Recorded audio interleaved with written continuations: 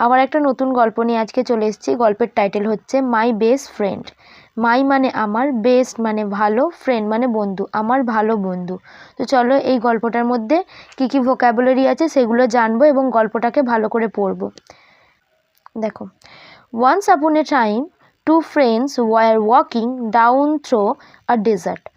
Once upon a time, একদা এক সময়, টু ফ্রেন্ডস দুটো বন্ধু, ওয়ার ওয়াকিং, আমি আগের ভিডিওগুলোতেও বলেছি ওয়াজ ওয়ারের সাথে যদি ভার্বের সাথে আইএনজি আসে তাহলে সেটা কিন্তু past continuous tense. Were walking হাঁটছিল, ডাউন থ্রো মানে মধ্যে, এ ডেজার্ট একটা মরুভূমি, মরুভূমি বা জনশূন্য এলাকার মধ্যে দিয়ে হাঁটছিল। At some point in the journey they had an argument. এখানটা বুঝিয়ে দিই, তারপরে পরের লাইনটায় যাব। অ্যাট সাম পয়েন্ট মানে কোনো এক সময়, অ্যাট সাম পয়েন্ট মানে কোনো এক সময়, ইন দ্য জার্নি তাদের যাত্রায়, দে হ্যাড অ্যান আর্গুমেন্ট, দে তাদের, হ্যাড হয়েছিল, অ্যান আর্গুমেন্ট মানে তর্ক, তাদের একটা তর্ক শুরু হয়েছিল। And one friend slapped the other one in the face. দেখো, অ্যান্ড এবং ওয়ান ফ্রেন্ড একটা বন্ধু, স্ল্যাপ মানে চর মারা, স্ল্যাপটেড চর মেরেছিল, দ্য আদার ওয়ান অন্যজনকে, ইন দ্য ফেস গালেতে। The one who got slapped was hurt. The one একজন, হু যে, গট স্ল্যাপটেড চর খেয়েছিল, গেট মানে পাওয়া, গট মানে পেয়েছিল, স্ল্যাপটেড চর, তাহলে যে চর পেয়েছিল ওয়াজ হয়েছিল হার্ট দুঃখিত। Above all she did not say anything. Above all সর্বোপরি বা একসাথে মানে এই সব কিছুর মধ্যে, above all he did not say, say did not কোনো কিছু না করাকে বোঝায়, ঠিক আছে, ডিড নট কোনো কিছু না করাকে বোঝায়। সে কি না করেনি, সে, তার মানে এখানে পরে যে ভার্বটা আসবে সেটার ওপর ডিপেন্ড করবে যে এখানে ডিড নটটা কিসের ওপরে, না, ডিড নট মানে না। দেখো, হি ডিড নট সে, সে বলেনি, এনিথিং কিচ্ছু, তাহলে সে কিচ্ছু বলেনি। হাউএভার যাই হোক, হি রোট ইন দ্য স্যান্ড, সে মানে যে চর খেয়েছিল সে, রোট লিখেছিল, ইন দ্য স্যান্ড বালিতে, সে বালিতে কি লিখেছিল এবার দেখো। Today my best friend slapped me in the face. Today আজকে, মাই বেস্ট ফ্রেন্ড আমার ভালো বন্ধু, স্ল্যাপটেড চর মেরেছে, মি আমাকে, ইন দ্য ফেস গালে। They kept on walking until they found an oasis. দেখো, তাহলে সে বালির ওপরে কি লিখলো, সে বালির ওপরে লিখলো যে আজকে আমার ভালো বন্ধু আমাকে চর মেরেছে, আমার গালে চর মেরেছে। তারপর তারা কি করলো, দে কেপ্ট, তারা, কিপ মানে কোনো কিছু কাজ করে যাওয়া, তাহলে কেপ্ট, এটা যেহেতু পাস্টে হয়েছে তো কিপের সেকেন্ড ফর্ম কেপ্ট, তাহলে কোনো কিছু চলছিল। অন ওয়াকিং হাঁটা, তাহলে তাদের হাঁটা চলছিল, আনটিল যতক্ষণ না, দে ফাউন্ড, তারা, ফাউন্ড খুঁজে পেয়েছিল, অ্যান অসন, অসন কথার অর্থ হচ্ছে মরুদান, তাহলে তারা ততক্ষণ পর্যন্ত হেঁটেছিল যতক্ষণ না তারা খুঁজে পেয়েছিল একটা মরুদান। Where they decided to take a bath since it was really hot. Where যেখানে, তারা, ডিসাইডেড সিদ্ধান্ত নিয়েছিল, টু কি করতে, টেক আ বাথ চান করতে, সিন্স থেকে, ইট ওয়াজ রিয়েলি হট যখন থেকে এটি গরম ছিল, তাহলে যখন থেকে তাদের গরম হয়েছিল, তারা যখন মরুদান খুঁজে পেয়েছিল তারা তখন চান করবে ভাবছিল। তারপরে দেখো, suddenly the one who had been slapped got stuck in the mire and started drowning. দেখো, এখানটা বোঝায় ড্রয়িং, এখানটা বোঝায়, তারপরের লাইনটা বোঝাচ্ছি। সাডেনলি হঠাৎ করে, দ্য ওয়ান একজন, হু হ্যাড বিন স্ল্যাপটেড, হু যে, হ্যাড বিন স্ল্যাপটেড যে চর খেয়েছিল, গট স্ট্রং, গট হয়েছিল, স্ট্রং কথার অর্থ হচ্ছে আটকে পড়া, তাহলে আটকে পড়েছিল, in the Mir, in the কিসের মধ্যে, ইন মানে মধ্যে, মির মানে হচ্ছে পাঁক, তাহলে পাঁকের মধ্যে আটকে পড়েছিল, অ্যান্ড এবং, স্টার্টেড শুরু করেছিল, ড্রয়িং ডুবতে, তাহলে তারা চান করবে ভাবলো, যখন চান করতে গেল যে চর খেয়েছিল সে কি করলো, আটকে গেল পাঁকের মধ্যে এবং ডুবতে শুরু করলো। The other friend saved him without hesitating. The other friend অন্য বন্ধুটি, মানে যে চর মেরেছিল সেই বন্ধুটির কথা বলা হচ্ছে।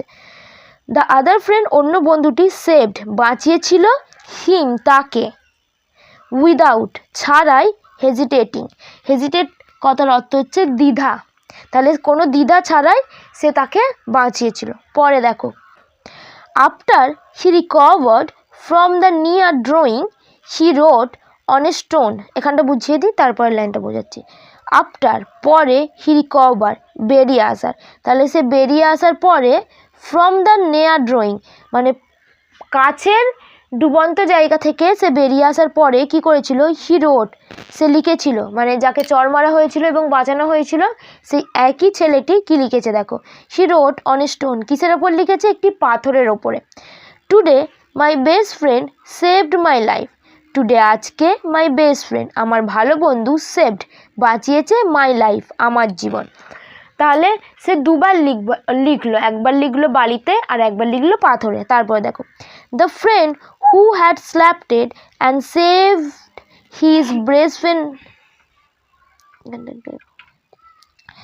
The friend who had slapped and saved his best friend ask him, দেখো এখানটা বোঝায়, দ্য ফ্রেন্ড বন্ধুটি, হু হ্যাড স্ল্যাপটেড যে চর মেরেছিল, and saved his best friend এবং তার বন্ধুকে বাঁচিয়েছিল, তার ভালো বন্ধুকে বাঁচিয়েছিল, আস্ক হিম তাকে জিজ্ঞাসা করলো, তার বন্ধুটিকে জিজ্ঞাসা করলো।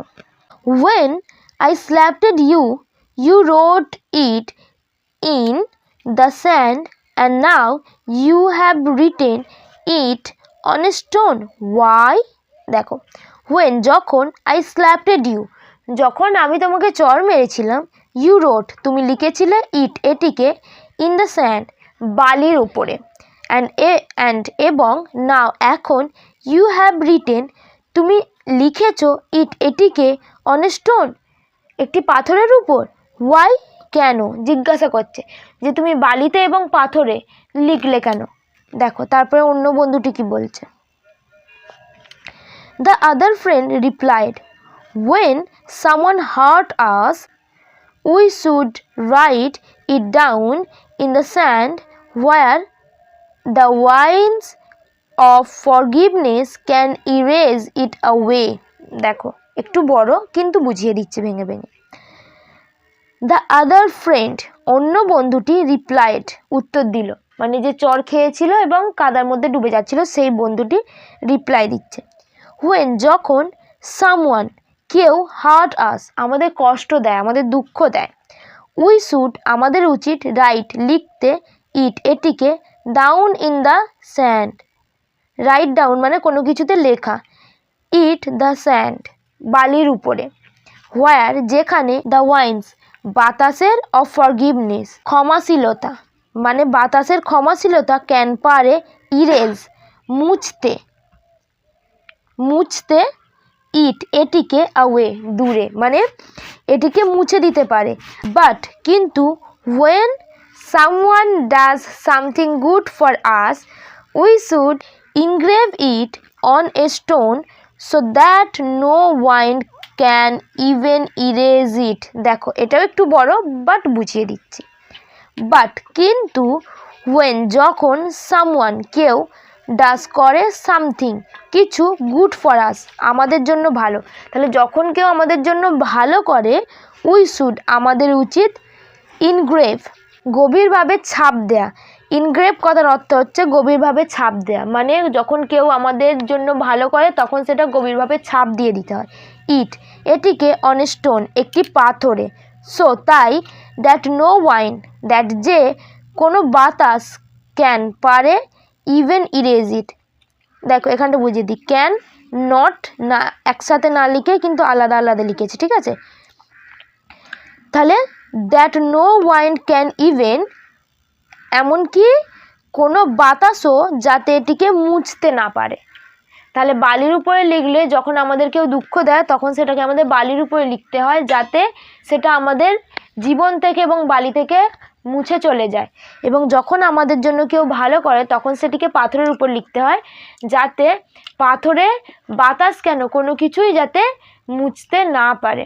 তো এটাই হলো এই গল্পের সারমর্ম। আশা করবো এই গল্পটা তোমাদের ভালো লেগেছে। আজকের জন্য এখানেই সমাপ্ত।